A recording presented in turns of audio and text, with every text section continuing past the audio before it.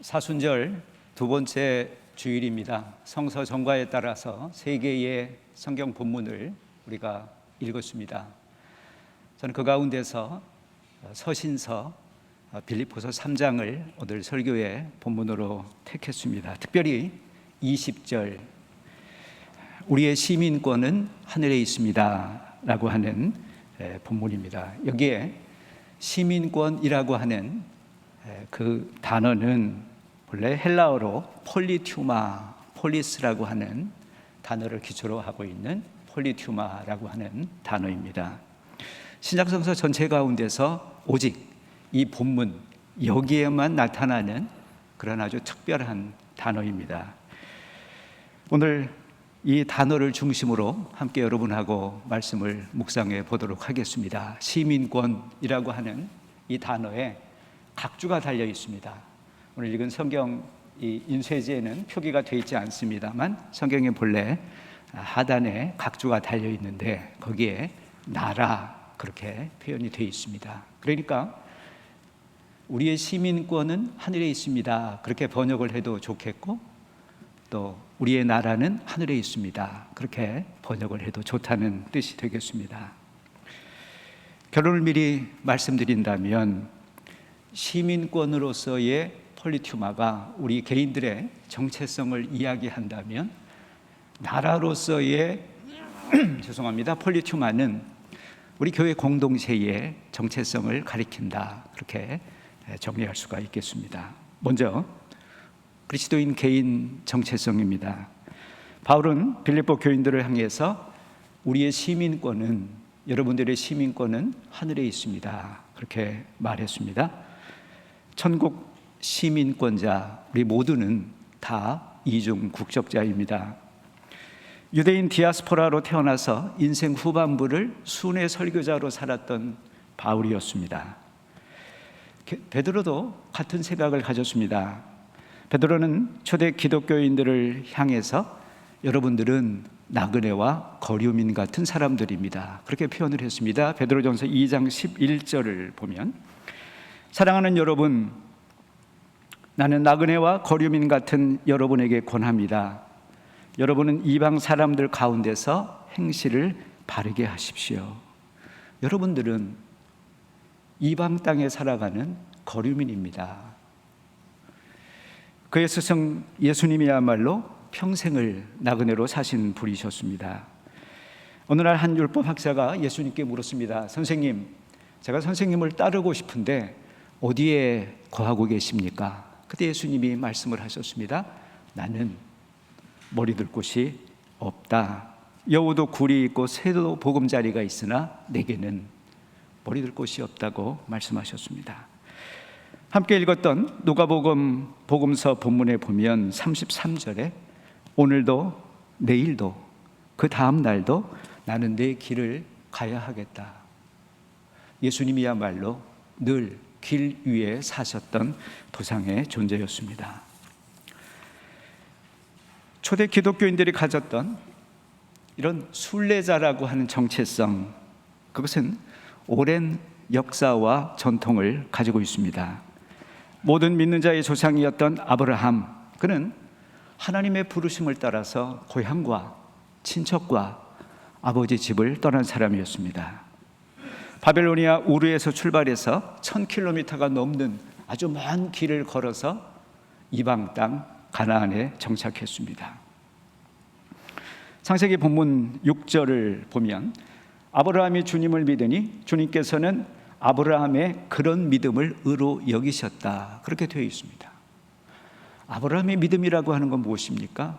그것은 부르심을 따라서 하나님의 약속을 믿고 거주하던 곳을 떠나 하나님의 부르심을 따라서 떠나간 길 위의 존재로 살기로 다짐한 믿음이었습니다.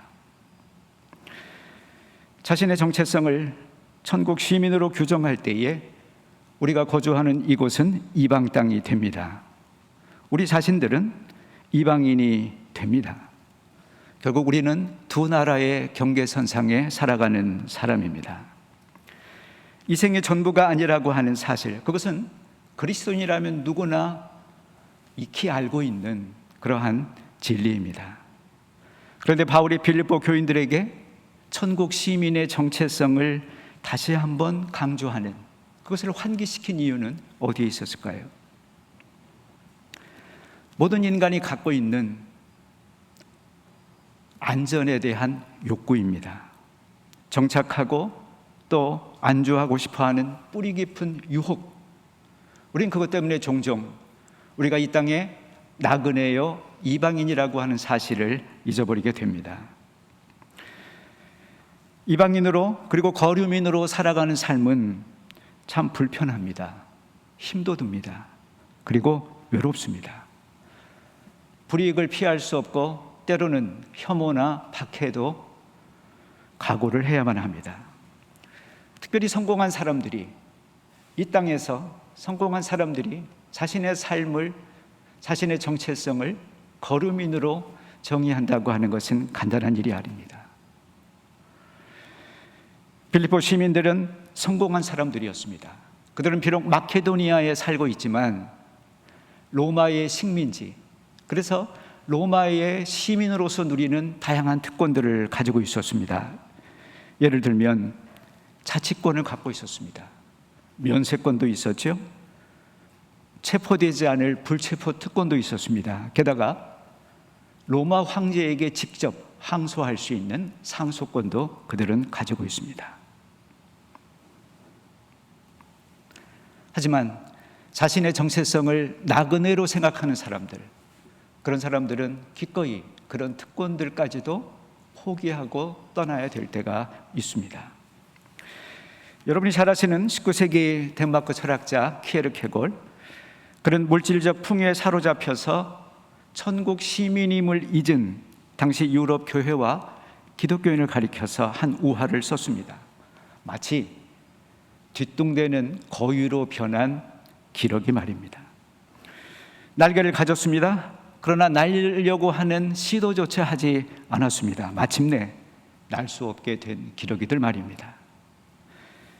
키에르케골은 우리들에게 일깨워 주었습니다. 거위는 절대로 기러기가 될 수 없습니다. 그러나 기러기는 곧잘 거위로 변합니다. 그러므로 여러분도 깨어 있어야만 합니다. 거위로 전락한 인생을 빌립보서 본문 19절은 이렇게 표현하고 있습니다. 그들은 배를 자기네의 하나님으로 삼습니다. 그들은 땅의 것만을 생각합니다. 배를 신으로 섬기고 하늘을 잊어버린 채 살아가는 삶이라고 하는 것입니다. 그러나 이와 달리 천국 시민의 삶은 20절에 이렇게 표현되고 있습니다. 그러나 우리의 시민권은 하늘에 있습니다. 우리는 그곳으로부터 구주로 오실 주 예수 그리스도를 기다리고 있습니다. 그렇습니다. 천국 시민은 저 높은 곳에 소망을 두는 사람들입니다. 그들은 굳이 이 땅에 뿌리를 잘 내리려고 애를 쓰지 않는 사람들입니다. 그들은 로마 황제가 아니라 예수 그리스도가 자신을 구원해 줄 구세주라고 굳게 믿는 사람들입니다. 며칠 전 20대 대통령이 선출되었습니다. 너무 기뻐서 아직도 흥분이 가시지 않는 분들이 있겠습니다. 반대로 아직도 화가 풀리지 않아서 그런 분도 계실 것입니다. 오늘 이 성서 말씀의 관점에서 보면 그렇게 열광을 하거나 그렇게 낙담할 일이 아니라고 하는 것입니다. 세상의 정치라고 하는 것은 이번처럼 덜 나쁜 사람을 뽑거나 잘하면 더 나은 사람을 뽑는 일일 뿐입니다. 절대자를 뽑는 것이 아니고 우리의 구세주를 뽑는 것은 아니지 않습니까?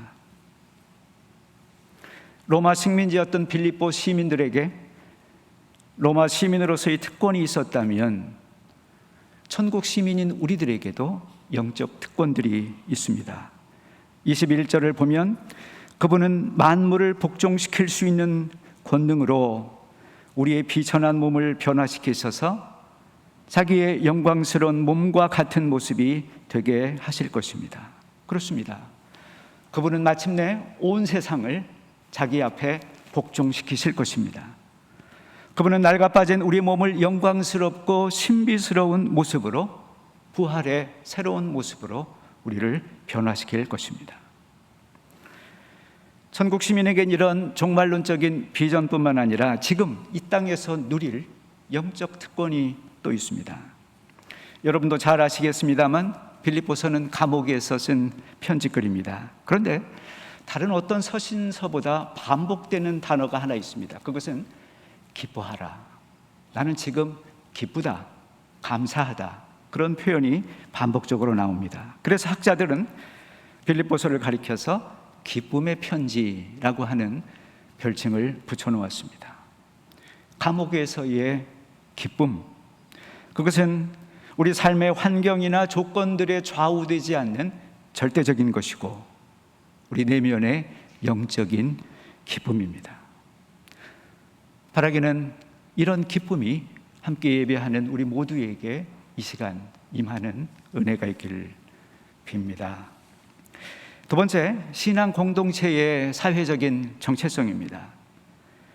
본문 폴리투마를 시민권으로만 아니라 각 주에 있는 것을 주목해서 나라로 그렇게 번역할 수도 있다고 말씀드렸습니다. 물론 여기서 말하는 나라라고 하는 것은 현대적인 의미에서의 국가, 그것을 말하지는 않을 것 같습니다.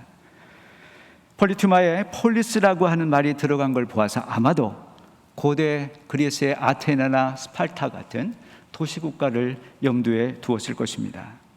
정치적으로는 독립적이고 경제는 자급자족을 추구하고 고유한 문화를 향유하던 도시, 시민들의 도시 공동체적인 삶, 그걸 말하는 것입니다.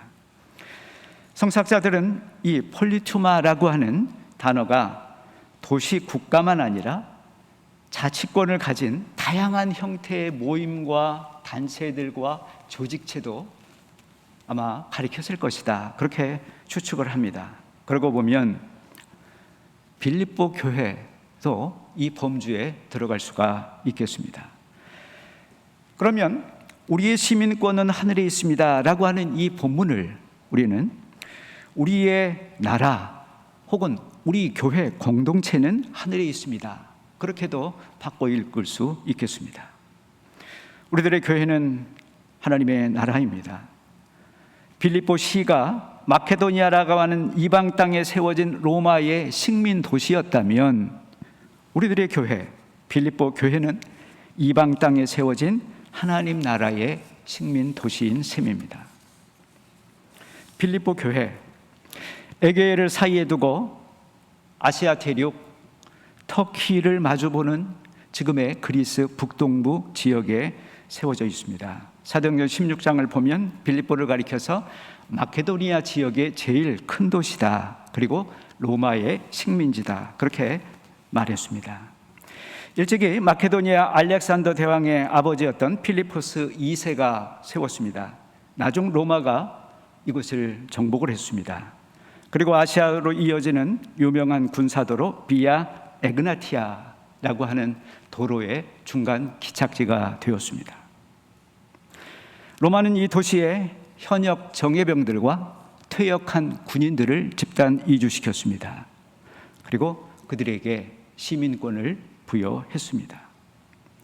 그렇게 만들어진 로마 식민도시였던 빌립보, 아시아로 확장하기 위한 로마의 전진기지였습니다. 아이러니하게도 바울에게 빌립보 교회는 아시아를 떠나서 유럽으로 선교하기 위한 전진기지였습니다. 사도행전 16장을 보면 주로 소아시아 지방, 지금의 터키 지방을 위주로 선교하던 바울이 어느 날 환상을 봅니다. 바다 건너 마케도니아 지방에서 한 사람이 바다를 건너 우리에게 와달라고 간청하는 그 환상을 보게 됩니다. 그렇게 해서 바울은 빌립보로 건너가게 되고 거기에서 자주 옷감 장사를 하는 루디아라고 하는 여인을 만나게 됩니다.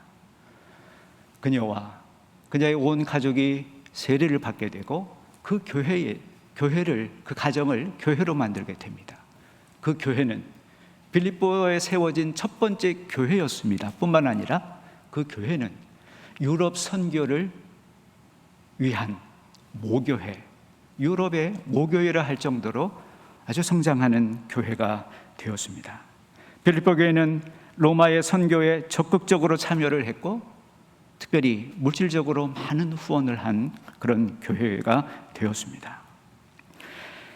바울은 빌립보 교회의 정체성이 이방 땅에 세워진 하나님 나라의 거점이요, 하나님 나라를 위한 전진 기지로 이해했습니다. 교회는 이 세상을 변혁하기 위해서 하나님께서 미리 파송한 아방가르드요, 선발대라고 생각을 했습니다. 교회는 하나님의 나라가 마침내 이 땅에 왔다고 하는 그러한 메신저, 그것을 선포하는 메신저가 되어야 된다고 생각했습니다. 아직 완성된 것은 아닙니다. 그러나 그 나라가 이미 시작되었다고 하는 강력한 상징이 되어야 했습니다. 교회는 하나님께서 통치하실 때에 로마 황제가 통치하는 빌립보와 다른 그러한 모습, 얼마나 다른지 그거를 보여주는 것이어야만 했습니다. 이런 신앙 공동체를 가리켜서 예수님은 마태복음 5장 산상설교에서 산 위에 있는 동네라고 하는 그런 표현을 쓰셨습니다. 여러분은 세상의 빛입니다. 세상의 소금입니다. 그리고 산 위에 우뚝 선 동네입니다. 여기서 동네라고 번역된 단어 역시 헬라어로는 폴리스라고 하는 단어를 쓰고 있습니다. 정치와 경제와 종교와 문화를 아우르는 공동체적인 생활 말입니다. 예수님의 제자 공동체가 산 위의 도시라고 하는, 산 위의 동네라고 하는 이 표현은 멀리 구약 예언자 이사야 그리고 미가에 뿌리를 두고 있습니다. 이사야 2장 1절, 미가 4장 1절에 동일한 내용이 이렇게 반복되고 있습니다. 마지막 때에 주님의 성전이 서 있는 산이 모든 산 가운데서 으뜸가는 산이 될 것이요, 모든 민족이 물밀듯 그리로 몰려들 것이다. 백성들은 오면서 이르기를, 자 가자, 주님의 산으로 올라가자. 주님께서 우리에게 길을 가르치실 것이니 주님의 길을 따르자 할 것이다. 우리나라 기독교 역사에도 교회가 산 위에 동네 같았던 그런 때가 있었습니다. 구한말 수많은 교회들, 특별히 간도 용정에 세워졌던 기독교 이상촌이었던 명동촌 말입니다. 함경도 종성 지역에 살던 네댓 가문 100여 명이 가난과 폭정을 피해서 두만강을 건넜습니다. 기독교 신앙을 기반으로 빈부 귀천이 없는 이상적인 공동체 마을을 꿈꾸었습니다. 망해가는 조선, 동방에 있는 한반도를 밝히는 동네, 그런 의미에서 명동촌, 그렇게 이름을 지었습니다. 윤동주의 외삼촌이었던 김학연 목사는 마을에 명동교회를 세웠습니다. 그리고 서전서숙이라고 하는 학교도 세웠습니다. 수많은 선각자와 독립운동 지도자들이 이곳에서 배출되었고 나중에는 북한도 항일 독립운동의 거점으로 발전하게 됩니다. 교회가 산 위에 우뚝 서야 한다고 하는 말은 중세 교회처럼 칼로 세상을 지배한다거나 힘으로 복종시키라고 하는 말이 아닐 것입니다. 교황이 황제의 권력까지 함께 가졌던 기독교 왕국을 만들려고 하는 의미도 아니었을 것입니다. 어쩌면 산 아래 어두운 마을을 밝히는 역할 모델 되라는 뜻은 아니었을까. 새로운 세상을 갈망하는 수많은 사람들이 벤치마킹 할 수 있는 그런 대안적인 공동체를 말하는 것은 아니었을까. 그러려면 교회가 복음을 선포하는 메신저만 아니라 복음을 살아내는, 하나님의 나라를 이 땅에서 구현해 가는 메시지 자체가 되어야만 할 것입니다. 함께 예배하는 우리들의 공동체가 이런 산 위에 우뚝 선 동네가 되실 수 있기를 기원합니다. 캠퍼스 안에서만 아니라 주변 지역에 소망과 기쁨을 주는 그런 교회 공동체가 되었으면 참 좋겠습니다. 설교를 정리하겠습니다. 사순절 두 번째 주일을 맞으면서 우리 각자의 정체성을 다시 한번 확인하는 시간으로 만드십시다. 우린 이 땅에서 이방인처럼 나그네처럼 그렇게 살아가는 천국 시민들인가? 혹시 우리 자신에게 하늘을 나는 웅비할 수 있는 날개가 있다고 하는 것을 잊어버린 채 매일매일을 뒤뚱대며 걸어가는 거위 같은 삶은 아닐까?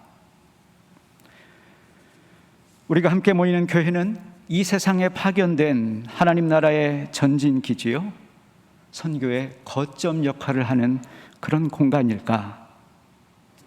산 위에 우뚝 솟아서 산 아래 수많은 마을들의 희망을 주는, 빛을 주는 그런 공동체일까? 함께 반성을 하고 우리 자신을 돌아보고 새로운 다짐을 하는 그런 시간이 되었으면 좋겠습니다. 다 같이 묵상 기도를 드리겠습니다.